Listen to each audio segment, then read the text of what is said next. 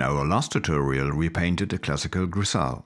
We used the head of the Madonna from Michelangelo's famous marble Pietà as our reference, executing it in the style of the Old Flemish masters as an independent sculptural work in its own right. Today we go a step further and ask ourselves, what happens when we apply glazes over this Grisaille? Does it soften the cold hard qualities of carved marble? Can we transform stone into living flesh through the power of color alone? For the color palette I'm taking inspiration from Giovanni Battista Salvi, widely known as Sassoferrato. His Madonnas have always fascinated me with their porcelain-like otherworldly clarity. He moved to Rome around 1630 and studied the masters of the High Renaissance. If you analyze his Madonnas closely, you can see that he translated the sculptural geometry and the quiet sorrow of Michelangelo's marble Pietà almost one-to-one into paint. So let us begin the glazing process and see what happens. First, I lay down a background using a mix of ivory black and raw sienna.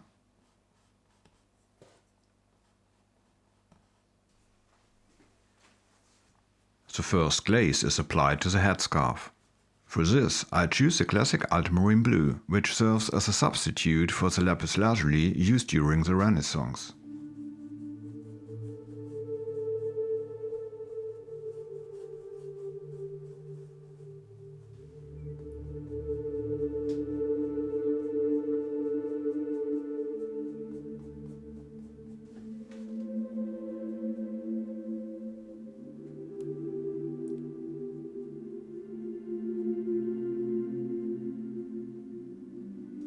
Now I lift the paint from the highlights using a lint-free cloth. This is a great alternative to blending in white paint.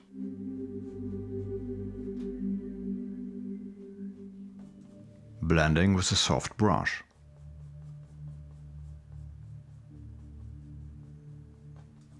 Cotton swabs are also highly suitable for this task.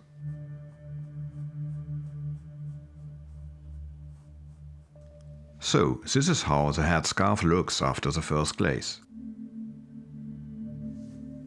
Next is a glaze of vermilion, here a transparent version by Mamiri Puro.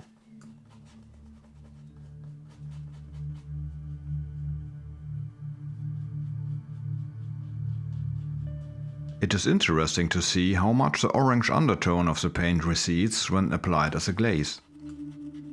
And again, I start with a very thin application.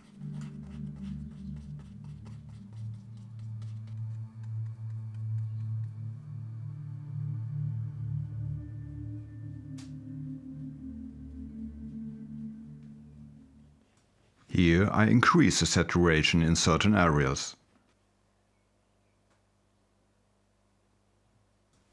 Now the first glaze on the flesh tones. To ensure the glaze goes on smooth and controlled, the completely dry Grisaille layer first receives a whisper-thin coat of walnut oil. First, I apply it with a soft brush, with my fingers, and then I wipe it back with a lint-free cloth. What remains is an oil film that you can barely feel, so you can see it sheen on your fingers. The first mixture for this glaze consists entirely of transparent pigments. Mamiri Puro Vermilion, Gamblin Transparent Earth Orange and Ultramarin Blue. I made the mix slightly reddish so that it will peek through beneath the second glaze. Now I work white paint directly into the fresh wet glaze. For this I use a lead white alternative, in this case Lithophone white from Rublev.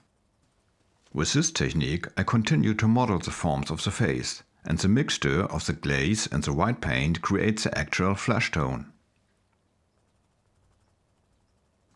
In the shadow areas I work in very little white, while using a lot of white in the highlights.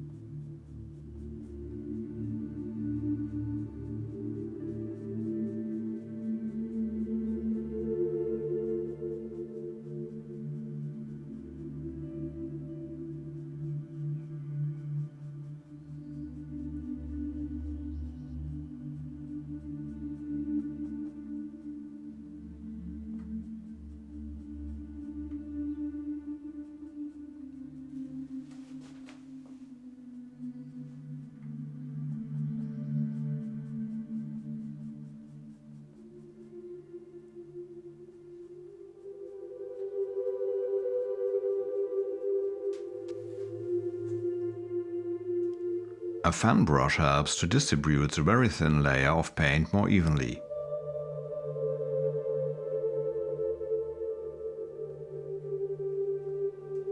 I will leave the first flash glaze as it is.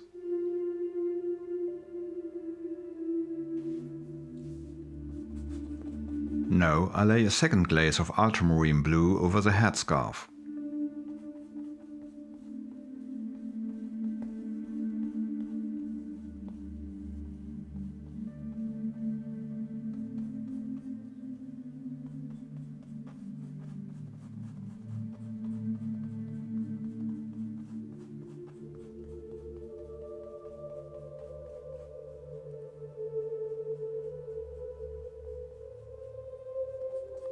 To bring up the highlights in this glaze, I use lithophone white.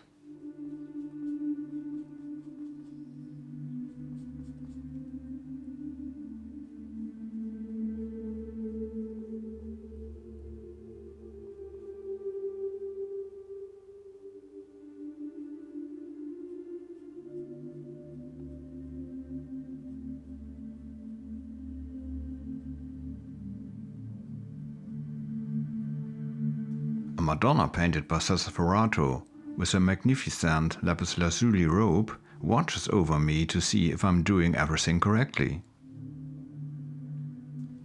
Here I deepen some shadows. That's the headscarf after the second glaze.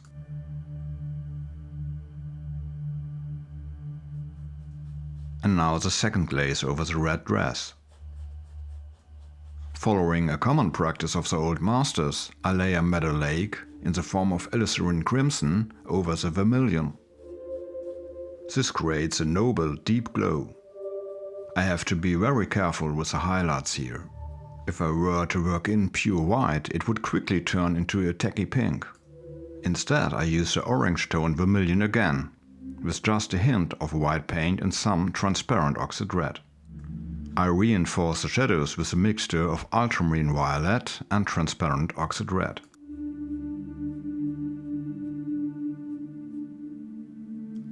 Now the layer needs to dry. For the second glaze on the skin, I use another oil couch of walnut oil. I am using sun thickened oil from Crema as it dries faster.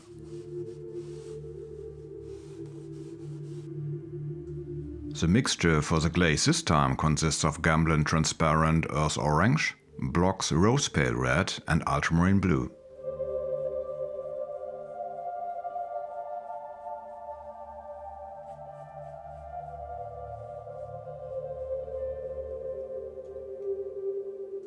I deepen some of the shadows with a mix of transparent Mars brown and ultramarine blue.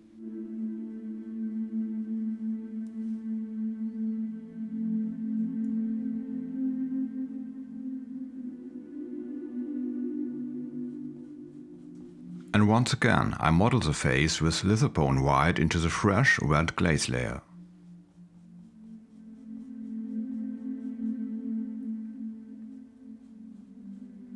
I set the brightest areas first to get a feeling for the harmony of the values.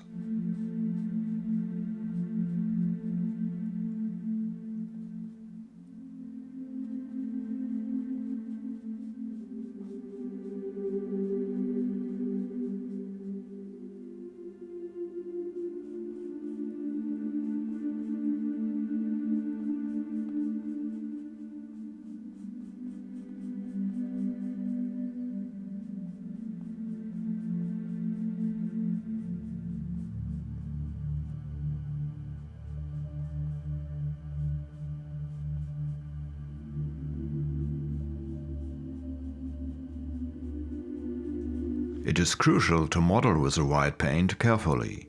If you work too much white into the dark areas, it's very difficult to correct. But one of the main goals of this technique is to proceed slowly with the tonal control.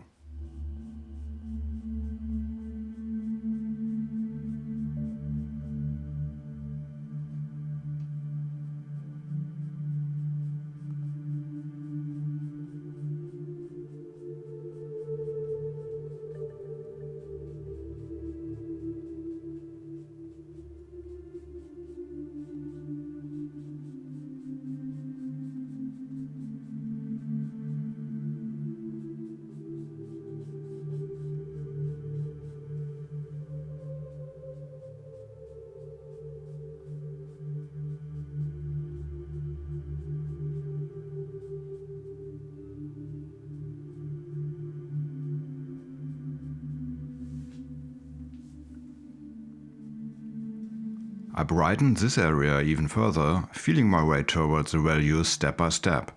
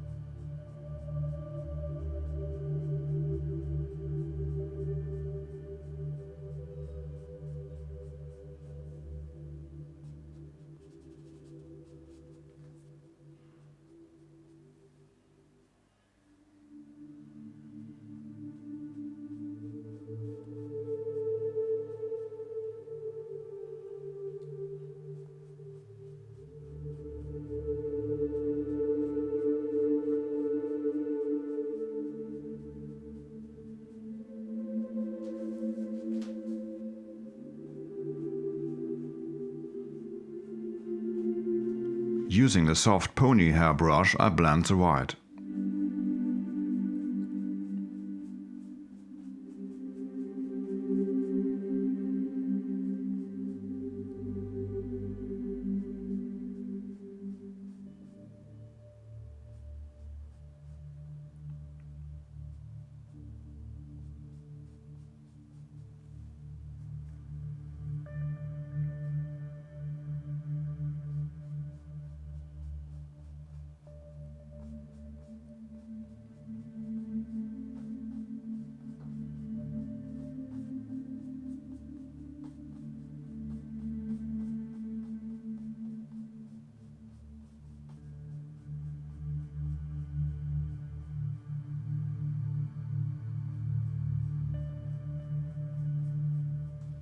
Now I utilize the velatura technique by laying a whisper-thin layer of white over the dark shadows.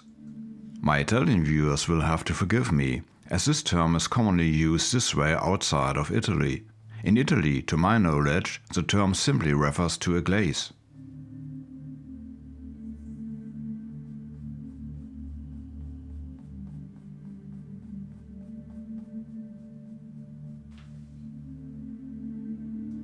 I deepen a few shadows with ultramarine blue and transparent brown.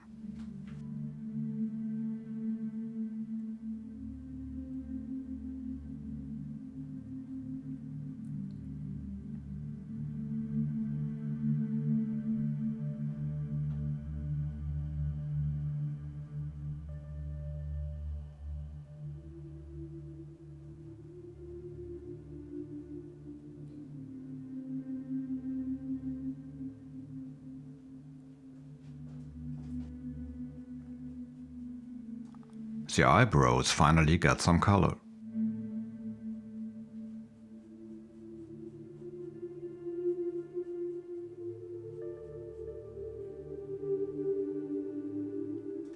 And a bit of reddish flesh tone and some highlights for the lips.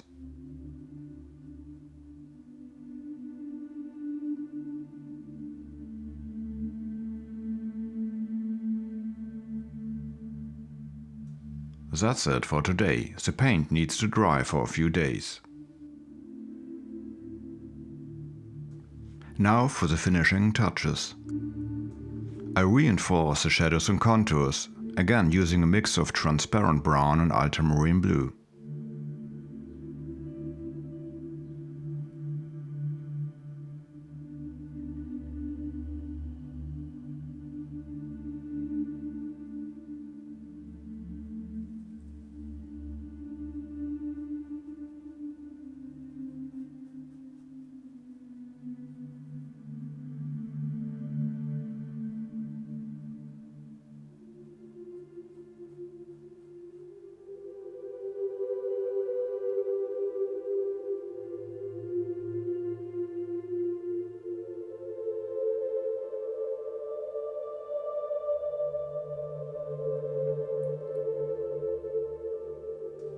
A little bit of a very bright mixture of the flesh tone. It is applied dry. This is called scumbling.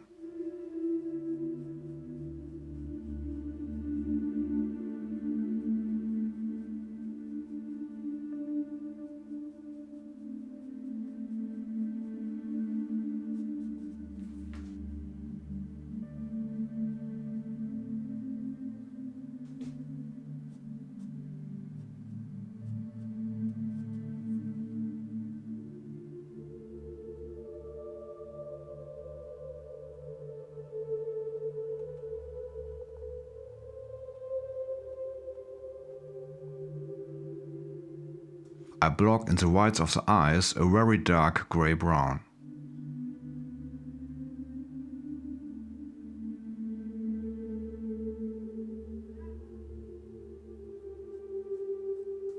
Now a little scumbling on the headscarf to create some texture.